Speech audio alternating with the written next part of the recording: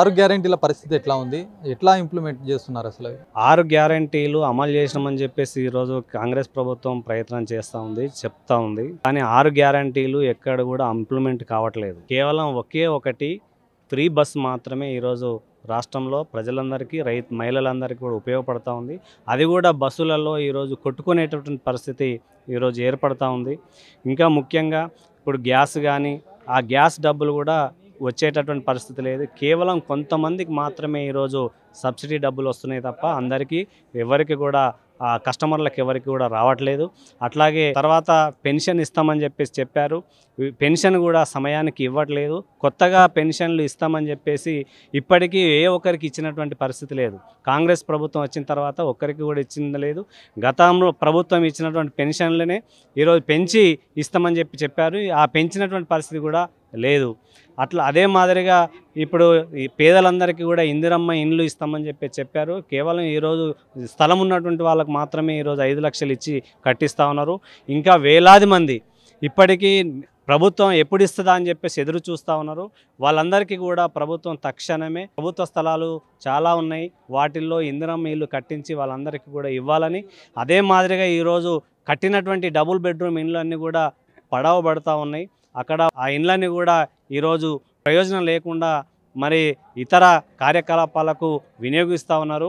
కాబట్టి అటువంటి పరిస్థితి కాకుండా అర్హులైనటువంటి లబ్ధిదారులను ఎంపిక చేసి వాళ్ళకి వెంటనే విడుదల ఇవ్వాలని చెప్పేసి నేను డిమాండ్ చేస్తూ ఉన్నాను. కాంగ్రెస్ పార్టీ గత ఎన్నికల సమయంలో ప్రధానంగా 6 ఆకర్షణీయమైన గ్యారంటీ పథకాలను ప్రకటించింది.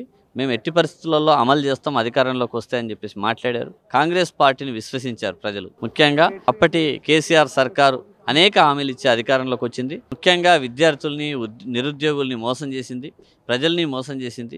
అదేవిధంగా అనేక అవినీతి కార్యక్రమాలు, కుటుంబ పాలన ఇట్లాంటి అన్నిటి మీద విసిగి వేశారిన ప్రజలు కాంగ్రెస్ పార్టీ 6 గ్యారంటీల పథకానికి ఆకర్షితులై అదేవిధంగా గతంలో నియంతృత్వ పాలనకు వ్యతిరేకంగా కాంగ్రెస్ పార్టీని గెలిపించారు. కానీ 2 సంవత్సరాలు కావస్తున్న కాంగ్రెస్ పార్టీ తన హామీలను అమలు చేయడంలో పెద్దగా సక్సెస్ కాలేదనే చెప్పొచ్చు. ముఖ్యంగా ఒక విద్యుత్ బిల్లుకు సంబంధించి కావచ్చు, ఆర్టీసీ బస్సుల్ని రవాణా సౌకర్యం మహిళలకి ఫ్రీ అనేది ఇవి 2 అమలైనే కానీ మిగతా ప్రధానంగా ఉద్యోగాల కల్పన కావచ్చు, అదేవిధంగా మహిళలకు 2,500 రూపాయలు ఇవ్వడం కావచ్చు, పెన్షన్లు కొత్త పెన్షన్లను ప్రారంభించడం కావచ్చు, ఇట్లాంటివి ఏవి అమలు కాలేదు. ఇది సరైనది కాదు. ఏదైతే మేము అధికారంలోకి వచ్చిన తర్వాత అమలు చేస్తామని మీరు ప్రకటించారో వాటిని నెరవేర్చాల్సిన బాధ్యత మీ మీద ఉన్నది. ఇప్పుడు ఒకవైపు రాహుల్ గాంధీ కూడా మేము సంక్షేమ పాలన అందిస్తాం, అభివృద్ధికరంగా పరిపాలిస్తామని చెప్పేసి చెప్తా ఉన్నాడు. కాంగ్రెస్ పాలిత రాష్ట్రాలను రోల్ మోడల్గా మేము మాట్లాడతామని చెప్తా ఉన్నాడు. మరి ఏ రకంగా ఆయన మీ నాయకుడు చెప్తున్న మాటల్ని మీరెందుకు అమలు చేయట్లేదు, మీరెందుకు ఆ వైపుగా ఆలోచించట్లేదని చెప్పేసి మేము కోరుతా ఉన్నాం. కాబట్టి వెంటనే మహిళలకు సంబంధించి 2,500 ఇవ్వడంలో కావచ్చు, అదేవిధంగా వృద్ధాప్య, వితంతు, వికలాంగుల పెన్షన్లు ఏవైతే కొత్తగా ఇవ్వాల్సినవి ఉన్నాయో అవి ఇవ్వట్లేదు. బీడీ కార్మికులకు కూడా ఇవ్వాల్సినవి ఏవైతే ఉన్నాయో కొత్త ఎన్రోల్మెంట్ కావట్లేదు. ఇది సరైనది కాదు. వెంటనే కొత్త పెన్షన్లకు రాని వాళ్ళకి ఎవరికైతే అర్హులైన వాళ్ళు ఉన్నారో వాళ్ళందరికీ పెన్షన్స్ ఇవ్వాలని చెప్పేసి ప్రధానంగా మేము డిమాండ్ చేస్తూ ఉన్నాం. అదేవిధంగా మిగతా హామీలు ఏవైతే ఉన్నాయో అవన్నింటినీ కూడా అమలు చేయాలని, ప్రధానంగా ఉద్యోగ నోటిఫికేషన్లు వేయాలి, విద్యారంగానికి అధిక నిధులు కేటాయించాలని చెప్పేసి మేము కోరుతా ఉన్నాం. రైతుల పరిస్థితి, రైతు భరోసాకు సంబంధించి మరి గ్రౌండ్ స్థాయిలో రైతులకైతే న్యాయం జరగలేదని చెప్పేసి రైతులు వాపోతున్నారు.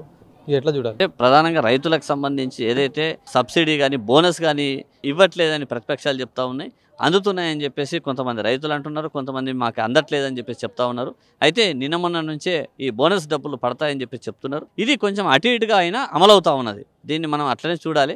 అదేవిధంగా ప్రధానంగా అంటే రైతాంగానికి సంబంధించి ఇప్పుడు వాళ్ళకి కావాల్సింది ఏంటంటే ఇట్లాంటి అదనపు బెనిఫిట్లు కాదు, వాళ్ళ పంటకు సంబంధించి అంటే కొనుగోలు ఏదైతే పంటలు నాసిరకం విత్తనాలు అవుతా ఉన్నాయి, అదేవిధంగా పంట సాగు ఖర్చు పెరుగుతూ ఉన్నది. దీని మీద ప్రభుత్వం నియంత్రణ చేయాలి. అదేవిధంగా ఏదైతే అమ్మకంలో విషయంలో రైతులకు వాళ్ళు పండించిన పంటలను అమ్మే విషయంలో ప్రధానంగా ఎవరైతే మిల్లర్లు దోచుకుంటా ఉన్నారో దీనికి సంబంధించి వాళ్ళని తరుగు తీస్తూ ఉన్నారు, రైస్ మిల్లర్స్ విపరీతంగా దోచుకుంటా ఉన్నారు. ఈ విషయంలో ప్రభుత్వం శ్రద్ధ తీసుకోవాలా. ఏదైతే రైస్ మిల్స్ అవకతవకలకు పాల్పడతా ఉన్నాయో, అక్రమాలకు పాల్పడతా ఉన్నాయో దాని మీద సీరియస్గా చర్యలు తీసుకుంటే ఇట్లాంటి రైతుల సమస్యల్ని పరిష్కారం చేయొచ్చని మేము కోరుతా ఉన్నాం.